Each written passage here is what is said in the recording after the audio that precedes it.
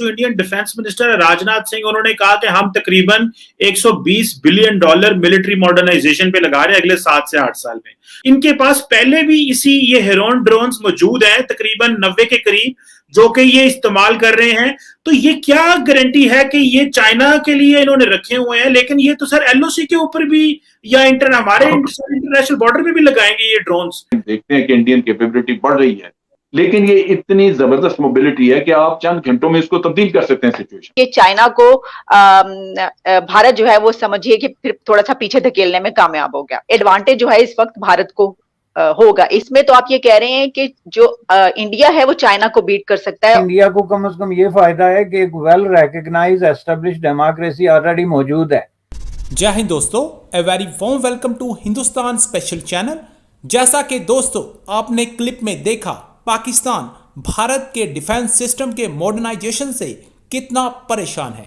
कुछ समय पहले इजराइल से हेरोन ड्रोन भारत आए, जो कि अपने आप में एडवांस टेक्नोलॉजी के बेमिसाल ड्रोन हैं। पाकिस्तान इन दिनों इस बात से परेशान है कि भारत अपनी डिफेंस की एडवांस टेक्नोलॉजी को एलओसी पर लगा रहा है। आज की वीडियो में जनरल अमजद शोएब ने बताया है कि हमें भारत की इस बढ़ती हुई ताकत को ध्यान में रखना होगा और पाकिस्तान को भी इसके लिए कुछ ना कुछ करना होगा, नहीं तो पाकिस्तान बहुत ही पीछे रहता चला जाएगा और एक दिन भारत पाकिस्तान को मिट्टी में मिला देगा। आज की वीडियो में पाकिस्तान की चिंता साफ तौर पर देखी जा सकती है। आज की वीडियो में पाकिस्तानी मीडिया ने और क्या कहा, तो चलिए दोस्तों आज की वीडियो की तरफ चलते हैं। Thank you so much. Sir, India में रिसेंटली मैं देख रहा था कि जो Indian defence minister Rajnath Singh, उन्होंने कहा कि हम तकरीबन 120 बिलियन डॉलर मिलिट्री मॉडर्नाइजेशन पे लगा रहे हैं अगले 7 से 8 साल में। आपसे ये बात पूछनी थी, अभी रिसेंटली ये थोड़े दिन हुए हैं, ये कह रहे हैं जी कि हमें इसराइल से 4 हेरोन टीपी ड्रोन्स ले रहे हैं, जिसमें वो ये कह रहे हैं कि ये जो चारों के चारों ड्रोन्स हैं ये नॉन वेपनाइज्ड है, लेकिन ये वेपनाइज्ड, ये हम लाइन ऑफ एक्चुअल कंट्रोल को मॉनिटर करने के लिए। जबकि मैंने ये चेक किया सर कि ये इनके पास पहले भी ये हेरोन ड्रोन्स मौजूद हैं तकरीबन 90 के करीब, जो कि ये इस्तेमाल कर रहे हैं। तो ये क्या गारंटी है कि ये चाइना के लिए इन्होंने रखे हुए हैं, लेकिन ये तो सर एलओसी के ऊपर भी या हमारे इंटरनेशनल बॉर्डर पे भी लगाएंगे ये ड्रोन्स। तो ये और वैसे ये कह रहे हैं नॉन वेपनाइज्ड है, लेकिन यकीन किया जा सकता है सर? जहां तक एयर पावर का ताल्लुक है, हवाई जहाज हों, ये हेलीकॉप्टर्स हैं, ड्रोन्स हैं, इनका कहने को आप कह सकते हैं कि जी चाइना के अगेंस्ट मैंने इतने रखे हैं फलां के गए, क्योंकि वो एयरफील्ड जो हैं वो उस तरफ बनी हुई हैं, चाइना की साइड पे कुछ बनी हुई है, कुछ इधर बनी है। तो आप कह सकते हैं कि मैंने जी वहां 100 जहाज उधर रखा है, 50 इधर रखे हैं। लेकिन ये इतनी जबरदस्त मोबिलिटी है कि आप चंद घंटों में इसको तब्दील कर सकते हैं सिचुएशन। द मोमेंट आपको अगर ये ज़हन में आया कि नहीं चाइना पे कुछ नहीं हो रहा, तो इन फ्यू आवर्स आप सारा कुछ उस साइड से उठा के तो पाकिस्तान के अगेंस्ट ला सकते हैं।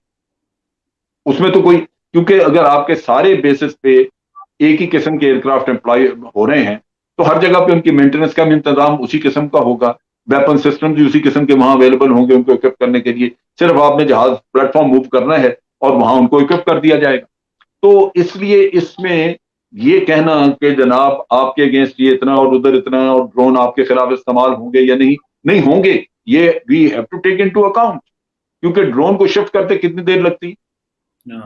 तो इस वजह से ये तो पाकिस्तान को, ये पाकिस्तान आर्मी को ये सारी चीजें जो है अकाउंट फॉर करनी चाहिए।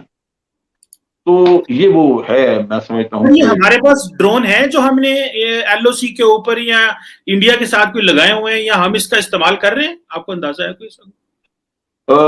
मुझे ये तो नहीं पता कि आप इस्तेमाल कर रहे हैं कि नहीं, लेकिन ड्रोन मौजूद है, ड्रोन हमारे पास हैं। और ये एक चीज कमर चीमा आप ज़हन में रखिए कि पाकिस्तान की हमेशा ये कोशिश रही है और आइंदा भी रहेगी, जब तक कि कश्मीर का मसला हल नहीं हो जाता, हम अपनी एक रेशो मेंटेन करते हैं, अपनी डिफेंसिव कैपेबिलिटी को अपडेट करते रहते हैं। जैसे जैसे हम देखते हैं कि इंडियन कैपेबिलिटी बढ़ रही है, तो जिस फील्ड में बढ़ती है उसका या तो काउंटर आप अपने लिए लेते हैं या उसी किस्म की चीज या उस तरह का, ताकि आप भी उन्हीं you can pay them in the same coins. तो ये डिफेंस आपका क्रेडिबल रहते ही तब है अगर वो कंपैटिबल रहे, अपडेट होता रहे in accordance with the threat that is developing from the other side. अगर आप उस थ्रेट को इग्नोर कर देते हैं फिर तो आपका डिफेंस क्रेडिबल रहा ही नहीं। एक तो ये कि चाइना को भारत जो है वो समझिए कि फिर थोड़ा सा पीछे धकेलने में कामयाब हो गया। और जाहिर है कि चाइना के अगर हालात पाकिस्तान से खराब होते हैं अल्टीमेटली, फर्ज कीजिए आगे जाके, तो ये भी भारत के फायदे। उसका मतलब है कि काफी एडवांटेज जो है इस वक्त भारत को होगा इस तमाम सिनेरियो में। देखें उस नुक्ता नजर से आप देखें ना, तो वो जो कहते हैं ना कि एक उभरता हुआ सूरज है और दूसरा डूबता हुआ सूरज है। चीन जो है ना वो अपनी एक तरीके से उम्र पूरी कर चुका है। चीन ने ये जितनी बड़ी तरक्की की, जो सब कुछ किया, अब उसकी पॉपुलेशन जो है ना वो बुढ़ापे और फटीग का शिकार होती जा रही है। उसको पॉपुलेशन वाइज अब इंडिया रिप्लेस कर रहा है। नेक्स्ट एक डेकेड में इंडिया जो है वो मोस्ट पॉपुलस कंट्री जो है वो बन के उभर जाएगा उसके मुकाबले में। और उस हवाले से यही चीजें कंसीडर एक्चुअली होती हैं, क्योंकि उसमें आपकी लेबर फोर्स क्या है, उसमें आपकी जो है वो स्टैंडर्ड क्या है, लिविंग स्टैंडर्ड। तो उस हवाले से आप चीन को बहुत ज्यादा सीरियस ले रहे हैं। चीन के बहुत ज्यादा इंटरनल प्रॉब्लम है, उनके जो एथनिक इश्यूज चल रहे हैं, उनके रेशल इश्यूज चल रहे हैं, बहुत सारी जो ट्राइबल बुनियादों पे कि ये हैन हैं और ये फलां हैं और ये इस इलाके के हैं और वो उस इलाके के हैं। उनके अंदर बहुत ज्यादा जो है वो जेंडर के हवाले से डिस्क्रिमिनेशन के मसाइल अभी तक डिस्कस ही होना शुरू नहीं हुए। ये जो दुनिया को लीड करने के लिए सिर्फ हथियार या इकोनॉमी नहीं होती है, उसके लिए आपने देखना होता है कि आपके मुल्क के अंदर कल्चर क्या है, एजुकेशन क्या है, इक्वालिटी का क्या इश्यू है।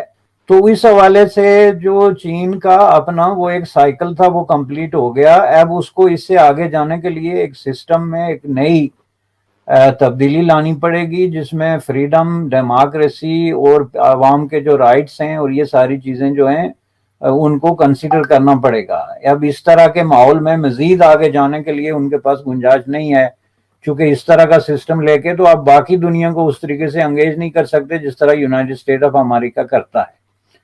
उसको very well said sir. India, अब इंडिया का ये है कि इंडिया को कम से कम ये फायदा है कि एक well recognised established democracy already मौजूद है। तो ये जो आपने बात की, ये जो एक नया हमने एक एंगल देखा इस पे, क्योंकि अभी तक तो हम बात ही सब लोग पूरी दुनिया इस पे करती है ना, या पाकिस्तान में बात ही ये की जाती है कि जी दो सुपर पावर्स जो है वो सामने हैं। इस वक्त अमेरिका है और आगे जो है वो चाइना उसको टक्कर दे रहा है और वो बनने जा रहा है, ऐसा हो सकता है। लेकिन ये जो आपने सिनेरियो बयान किया, इसमें तो आप ये कह रहे हैं कि जो इंडिया है वो चाइना को बीट कर सकता है और वो सुपर पावर के उस पे जो है वो उसमें आ सकता है, उस टक्कर पे।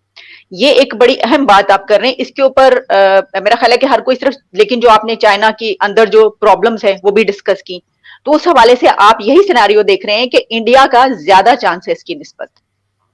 देखें, मैंने कहा ना कि चीन के अंदर प्रॉब्लम्स बहुत ज्यादा हैं जिनको आर्टिफिशियली जो है वो डिसमिस किया जा रहा है।